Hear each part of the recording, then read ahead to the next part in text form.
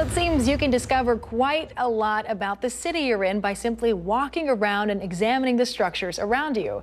NBC Palm Springs' Steve Sumrall did just that. He takes us on a walking tour of Palm Springs in tonight's edition of Our Desert Past. Today we're in Palm Springs and we're going to examine various structures, some unique designs which have helped shape our desert past. Built in 1893, this is the oldest house in Palm Springs. It was owned by Cornelia White, one of Palm Springs' earliest settlers. Because lumber was a scarce commodity at the time, this wooden residential structure was built entirely out of recycled railroad ties. Ms. White donated the house to the city of Palm Springs with the stipulation that she could remain in the house until her death, which came in the early 1960s. By the way, those recycled railroad ties that were used to build Cornelia White's house, they were collected and donated by Dr. Wellwood Murray, a name which may sound very familiar to Valley residents. The Wellwood Murray Memorial Library opened in 1941. Actually, the library was a direct result of the incorporation. This was one of the reasons to have a permanent home for the public library that was given when they wanted to incorporate the city. Dr. Wellwood Murray came to Palm Springs in 1886 and wasn't actually a doctor. His lack of medical training didn't stand in the way of him opening a sanitarium, though, convincing people with arthritis and respiratory issues to enlist the healing powers of the warm desert sun. These days, the library serves as the home base to the Palm Springs Historical Society. Oh, look.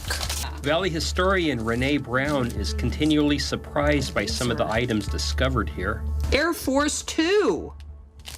Oh. Cards from Air Force Two. So there was a vice president out here. Well, Agnew. Oh. He retired out here. Really? Carl Gustav Licken owned and operated the general store in Palm Springs, and the original structure still stands here along Palm Canyon Drive. Mr. Licken began selling food, clothing, and hardware to the sparse desert population in 1914. Later, every house would have a phone, and the General Telephone Building was constructed. The California Water and Telephone Company built this structure in 1934 as a business office and switching center.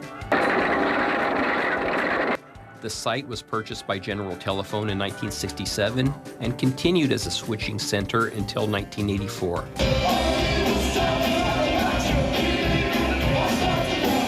This building is now home to The Alibi, a cocktail lounge which presents well-established musical acts as well as local talent. Contained within this establishment is this mural, complete with a telephone to honor their past. Where South Palm Canyon and Indian Canyon Drive come together, you'll find the Bank of America building. It opened here in 1959 as the City National Bank. As you can see, it's not quite like any other bank. For one thing, it's triangular. This specific detail you probably wouldn't notice unless you were exposed to an aerial view. Also, its designer, Rudy Baumfield, drew his inspiration from the design of the Ronchap Chapel in France. This type of modernist design was embraced by the city. For example, several blocks away from the bank on Palm Canyon Drive, the J.W. Robinson's department store building was constructed. This pavilion-style building is elevated by 4 long concrete steps which run the length of the property. This building, which is currently the location of BevMo, won the American Institute of Architects' prestigious First Honor Award in 1958. For our last stop on the journey, the Richard Milanovich Bridge. For nearly 3 decades, Richard Milanovich was the chairman of the Agua Caliente Band of Cahuilla Indians. In 1992, Chairman Milanovich persuaded the tribe to purchase the decrepit Spa Hotel in downtown Palm Springs, a property which had been built on tribal land. In the years that followed, this buying choice proved to be quite profitable.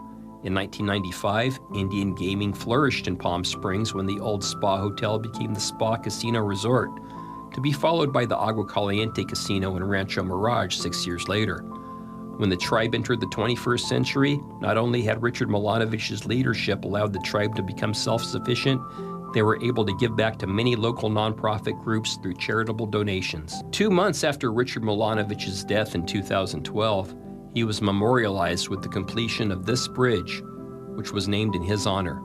The Richard Milanovich Bridge connects the heart of downtown with the tribe's Tahquitz Canyon Trails and Visitor Center. Thank you, Thank you Chris. very much for allowing us to name the bridge after him. What a wonderful person. And every time I spoke with him, such warmth, such friendliness. For Our Desert Past, Steve Sumrall, NBC Palm Springs, News First.